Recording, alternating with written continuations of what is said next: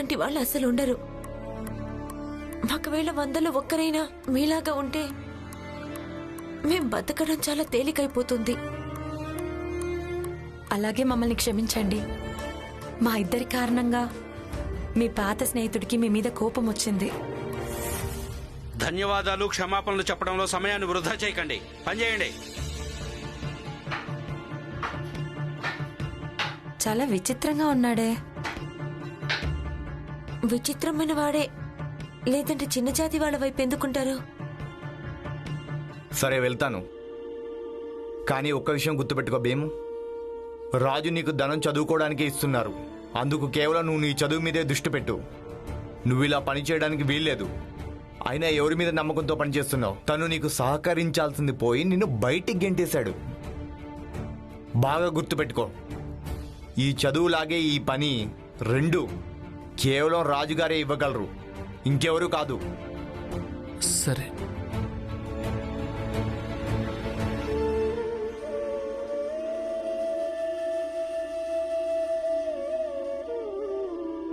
భీమ్రావ్, నీకు సహకరించడం కంటే సరైందేంటంటే ప్రతి పరిస్థితిని నువ్వే ఎదుర్కోవడం నేర్చుకోవాలి.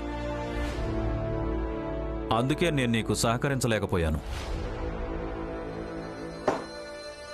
ఎప్పుడు ఎందుకు ఇలా అవుతుందో అర్థం కావట్లేదు. భీమ్రావు ఎప్పుడు ఇలా ఎలా చేస్తుంటాడు? ప్రచండదేవ్ గారు, ఈ భీమ్రావు మాటలు వినగానే ఎప్పుడు ఎప్పుడు జనాలు ఎలా కరిగిపోతుంటారు. ప్రతిసారి ఇలాగే జరుగుతుంది. ఈ భీమ్రావును. కూర్చో కూర్చో.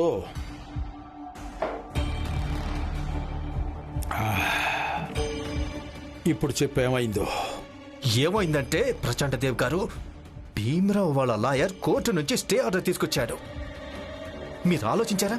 అంత పెద్ద లాయర్ చిన్న జాతి వాళ్ళ కోసం కేసు వాదిస్తున్నాడు. ఇక నాకు తెలుసు, స్టే ఆర్డర్ దొరికిన తర్వాత ఆ భీమ్రావు అక్కడి నుంచి వెళ్ళాడు. చూస్తూ ఉండండి. అయితే ఏమైంది? ఆ కోర్టు కాగితం వాడిని తీసుకురాని. వాడు దాంతో ఏం చేయగలడు? ఆ భీమ్రావును మనం ఎంతగా ఇబ్బంది పెట్టాలంటే వాడే స్వయంగా వాడి అక్కడి నుంచి వెళ్ళిపోవాలి.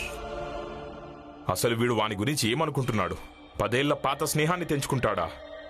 ఎలా బుద్ధి చెప్తానంటే వాడి జన్మలో మర్చిపోకూడదు. ఉల్లాస్ గారు, మీరు ఎవరికి బుద్ధి చెప్పడం గురించి మాట్లాడుతున్నారు? ఈ రమ్మ ఇంకా లక్ష్మి వాళ్ళిద్దరూ నా మిత్రుని దగ్గర పని చేస్తున్నారు. ఇక వాళ్ళిద్దరు అంతగా ఏం చేశారో ఏమో. నా స్నేహితుడు ఏకంగా నాతో స్నేహాన్ని తెంచుకున్నాడు, అది కూడా ఈ చిన్న జాతి ఆడవాళ్ల కోసం. ఇప్పుడు నేనా భీమ్ ఇంకా రమాకు, అలాగే వాళ్ళ జాతిలోని ప్రతి ఒక్కరిని ఎలా విరగ్గొడతానంటే వాళ్ళు ఇంకెప్పుడు నిలబడలేరు. వాళ్ళకి జాతికి ఇంకా డబ్బుకు ఉన్న బలమేంటో సరిగ్గా తెలీదు. మీరన్నది అక్షరాల నిజమే ఉల్లాస్ గారు. వాళ్లకు బుద్ధి చెప్పి తీరాల్సిందే. సరే, అయితే రేపు ఉదయం నుంచే వాళ్ళ బ్రతుకుల్ని నరకంగా మార్చడం మొదలు పెడదాం. రేపు పొద్దున్నే కూలీలను కూడా రమ్మందాం.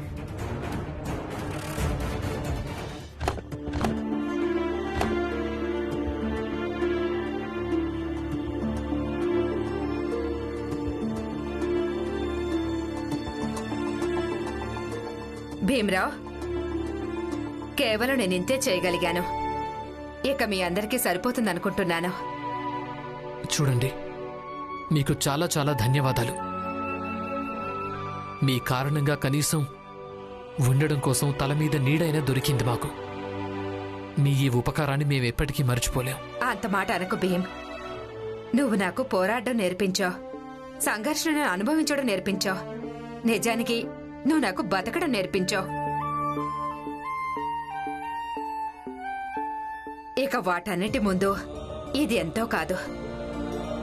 కానీ మీ ఈ సహాయం మా దృష్టిలో చాలా పెద్దది. మీకు చాలా చాలా ధన్యవాదాలు. నిజంగా మీకు చాలా చాలా ధన్యవాదాలు. అయినా నేనేమీ అంత పెద్ద పని చేయలేదు. నేను కేవలం ఏం చేశానంటే ఒక వ్యక్తి కష్టాల్లో ఉన్నప్పుడు చేయగలిగిందే చేశాను. ఇక నేను బయలుదేరుతాను. అలాగే మీరందరూ జాగ్రత్తగా ఉండండి. మీకు ఎలాంటి సహాయం అవసరమైనా నాకు తప్పకుండా చెప్పండి. మీ అందరికీ సహాయం చేస్తే నాకు చాలా ఆనందంగా ఉంటుంది.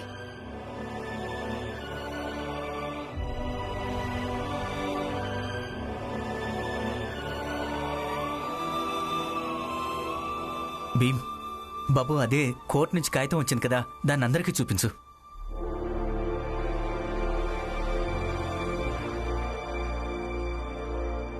చూడండి, భీమ్ కోర్టు నుంచి ఈ కాగితాన్ని తీసుకొచ్చాడు. ఇందులో ఏం రాసిందంటే, ఇప్పుడు మనల్ని ఇక్కడి నుంచి ఎవ్వరూ ఎక్కడికి వెళ్ళగొట్టలేరు. మనం అందరం ఇక్కడే ఉండొచ్చు. ఇక్కడే ఉండి మనం పోరాడదాం.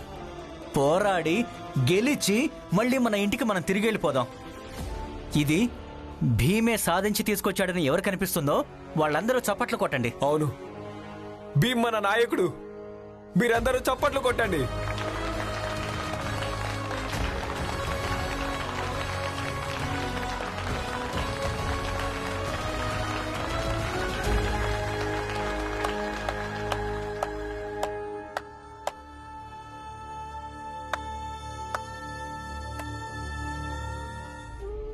ఏమైంది బాబాయ్? మీరెందుకు ఏడుస్తున్నారు? మా అమ్మ చెప్పింది అబద్ధం. తను ఎప్పుడు నన్ను మహారాజు మహారాజు అని అంటూనే ఉండేది. తను ఎప్పుడు నాకెందుకు చెప్పలేదు నేను మహారాజు కాదని, నేను చిన్న జాతికి చెందిన వ్యక్తినని. తన విషయంలో ఎవరైనా ఏదైనా చేసి వెళ్ళిపోవచ్చని.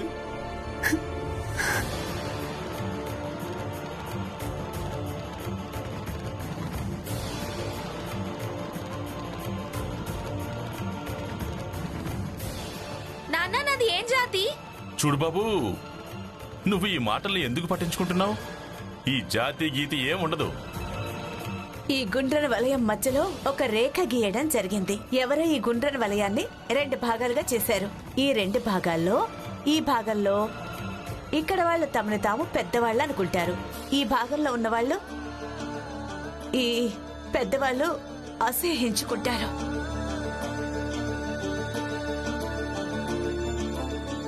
భువన్ బాబాయ్, మీ అమ్మ మీకు ఇవన్నీ ఎందుకు చెప్పలేదంటే, ఎందుకంటే ఆవిడ వీలైనన్ని రోజుల దాకా చిన్న జాతి వాళ్ళమైనందుకు మనకి ఏ కష్టాలుంటాయో వాటి నుంచి మిమ్మల్ని కాపాడాలనుకుంది. మీ అమ్మ ఏమీ అబద్ధాల కోరు కాదు. ఎందుకంటే ప్రతి తల్లికి తన కొడుకు మహారాజే అవుతాడు. అయినా ఆ రాజు ఎక్కడున్నా పెద్ద తేడా ఏముంటుంది? ఏదో పెద్ద రాజభవనంలో ఉంటే ఏంటి, ఇలా ఆకాశం కిందుంటే ఏంటి? ఎక్కడైనా రాజే కదా.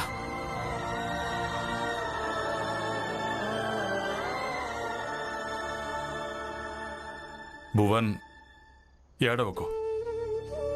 మనందరం త్వరలోనే మన ఇంట్లో, మన బస్తీలో ముందులా ఉండటం మొదలు పెడతాం. అవును భువన్, రామ్జీ భీమ్ చెప్పేది పూర్తిగా నిజమే. చూస్తూ ఉండు, మనం పోరాడి ఇక్కడి నుంచి మన ఇంటికి ఖచ్చితంగా వెళ్ళిపోతాం. అప్పుడు మనం అక్కడికి వెళ్ళిన తర్వాత భువన్ ఇంటి బయట తలుపుల మీద రాయిద్దాం, భువన్ మహారాజు భవనమని.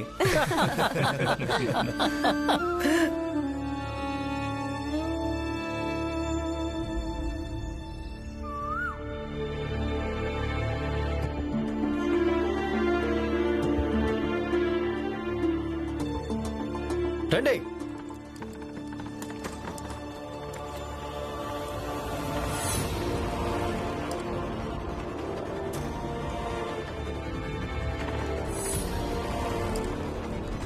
చాలు చాలు చాలు చాలు, ఆగండి.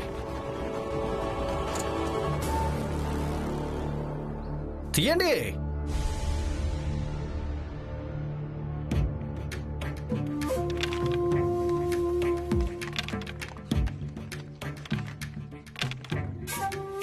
త్వరగా కానివ్వండి.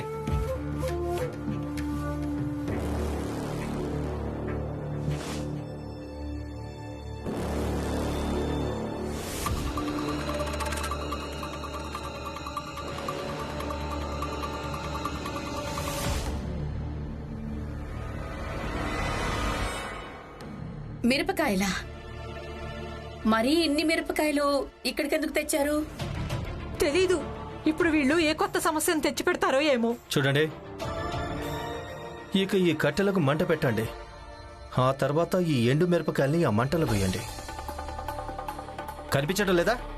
ఈ వాతావరణంలో ఎన్నో దుష్ట శక్తులున్నాయి. ఖచ్చితంగా ఇక్కడ ఎవరిదో చెడు దిష్టి తగిలింది. నేను ఈ వాతావరణాన్ని ఒకసారి మళ్ళీ శుద్ధి చేస్తాను. మంట పెట్టండి. ఈ మిరపకాయల్ని మంటలో వేయండి.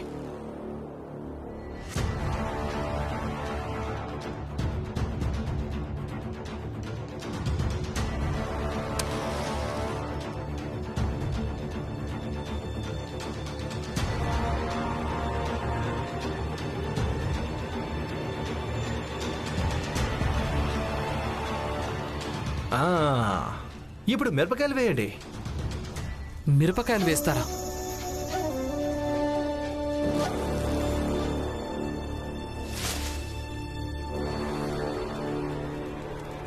ఇక ఈ పొగను అన్ని వైపులా వేసరండి, త్వరగా.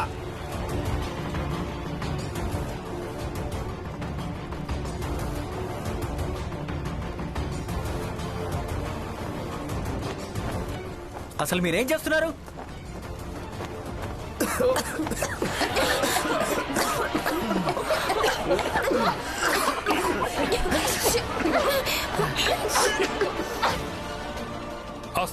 అసలు మీరు ఎందుకు ఇలా చేస్తున్నారు?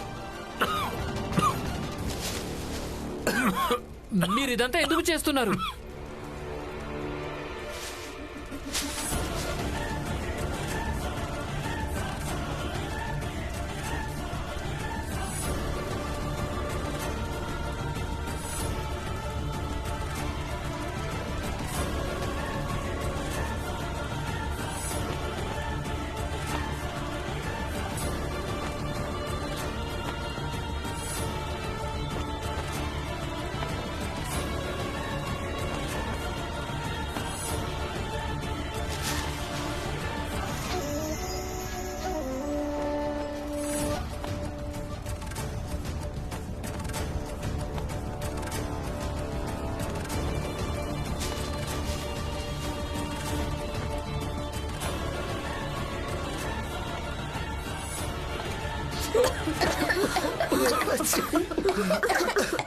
ఏం దృశ్యం అబ్బా!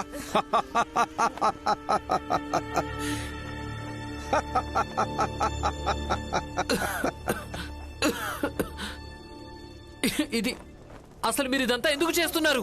కనిపించటం లేదా? శుద్ధీకరణ జరుగుతోంది. మీరు మా అందరినీ మూర్ఖులు అనుకుంటున్నారా? మీరేం చెయ్యాలనుకుంటున్నారో మాకంతా అర్థం అవుతోంది. అంతా అర్థం అవుతుందా భీమరావు? మరెందుకు అడుగుతున్నావు?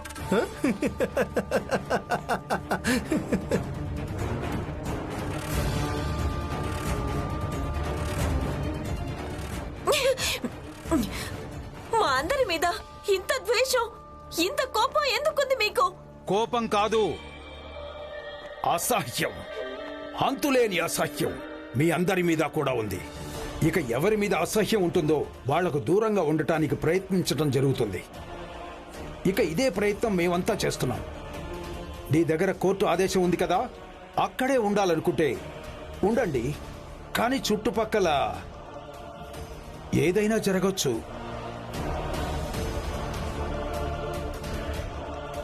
నరోత్తం, చెప్పండి. నాకు గుర్తొచ్చింది, ఆ రోజు కోర్టు బంద్ కదా? అవును. ఓహోహోహో. భీమరావు, ఇప్పుడు నువ్వేం చేస్తావు చెప్పు? కోర్టుకి వెళ్ళలేకుంటే పోలీస్ స్టేషన్కి అయితే వెళ్ళగలను కదా. ఇప్పుడే పోలీస్ స్టేషన్కి వెళ్ళి ఇన్స్పెక్టర్ గారిని తీసుకొస్తాను. భీమ్,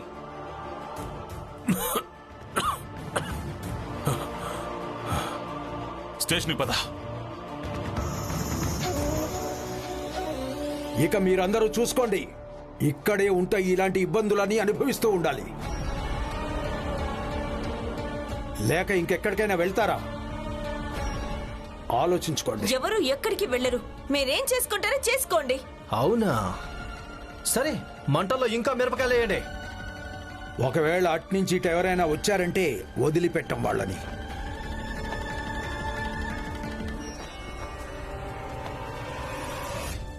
ఇక ఏదైనా సరే మనం అన్ని భరించాలి. వాళ్ళు పోలీసులను తీసుకుని వచ్చేంత వరకు మనం అన్ని భరిద్దాం.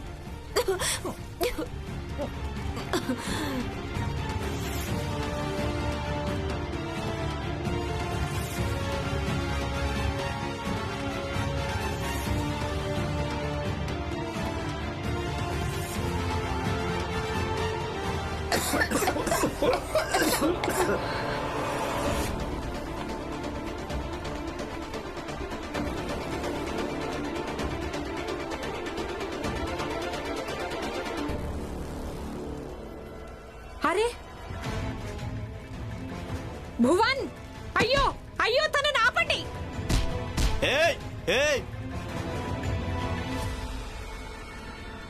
ఏం జరుగుతుందో అది జరగని.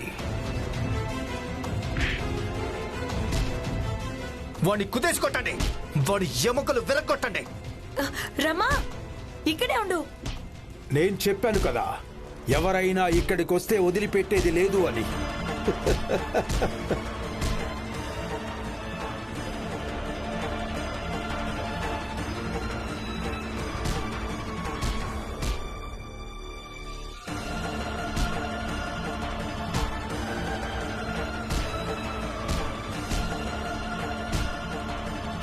అసలు మీరేం చేస్తున్నారు?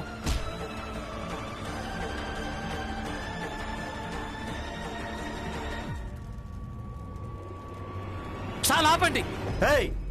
ఇక్కడేం జరుగుతుంది? ఇన్స్పెక్టర్ గారు చూస్తున్నారుగా, వీళ్ళందరూ మమ్మల్ని ఎప్పటి నుంచో ఎంతగానో ఇబ్బంది పెడుతున్నారు. అదిగో చూడండి, మీ ఎదురుగానే మిరపకాయలు పొగపెట్టి మమ్మల్ని ఇబ్బంది పెడుతున్నారు, వింత నాటకం ఆడుతున్నారు. ఇన్స్పెక్టర్ గారు, ఆ వ్యక్తి పచ్చి నిజం చెప్తున్నాడు. మేము ఎంత శాంతప్రియులేమో మీకు తెలుసు కదా. అదిగో వాళ్ళే కొట్టడం మొదలు పెట్టారు. ఇక ఆత్మరక్షణ చేసుకోవాల్సి ఉంటుందా లేదా? పాపం వాళ్ళంతా ఆత్మరక్షణ చేసుకుంటున్నారంతే. ఈయన అబద్ధం చెప్తున్నారు. తప్పంతా ఏందే? అసలు తప్పు ఎవరి వైపు నుంచైనా జరగని, కానీ దీనికి బదులుగా మిగతా వాళ్ళు కూడా పోట్లాడారు. ఇక రెండు పక్షాలు వారు తప్పు చేశారు. ఇక శిక్ష కూడా ఇద్దరికీ పడుతుంది.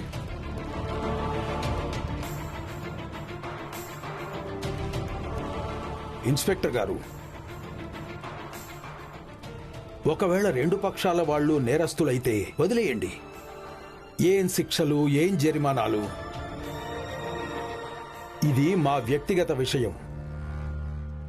మేమే రాజీ కుదుర్చుకుంటాం.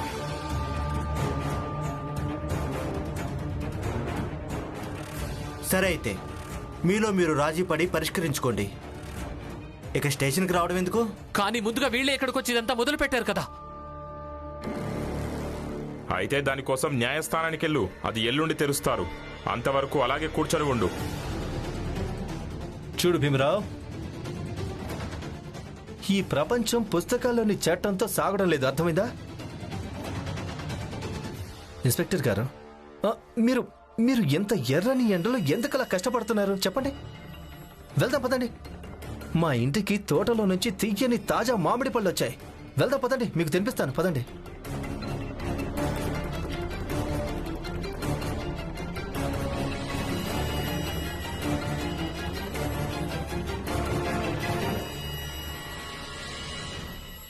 భీమరావు, ఒకవేళ చీమ కొండ మీదకి ఎక్కిందనుకో, అలాగే ఎక్కిన తర్వాత అది చాలా పెద్దదైపోయిందని అనుకుంటే అది దాని తప్పవుతుంది. కోర్టు కాగితం తీసుకోగానే నీకేమనిపించింది? నువ్వు ఆటలో గెలిచావనా? అది కేవలం నీ తప్పే భీమరావు. చూస్తూ ఉండు.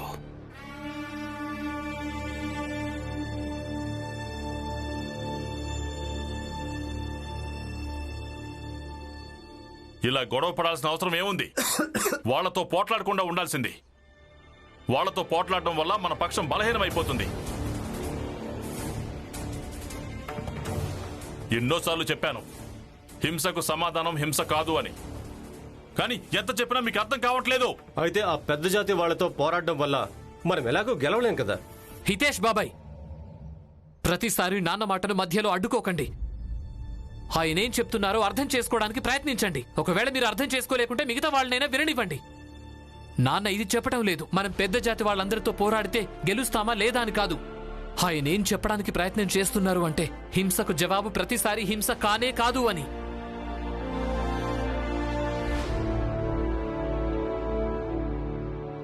ఇలా చెప్తే వాళ్ళు వినరు. నేను వాళ్ళని వదిలిపెట్టాను. ప్రతీకారం తీర్చుకొని తీరుతారు. భువన్ బాబాయ్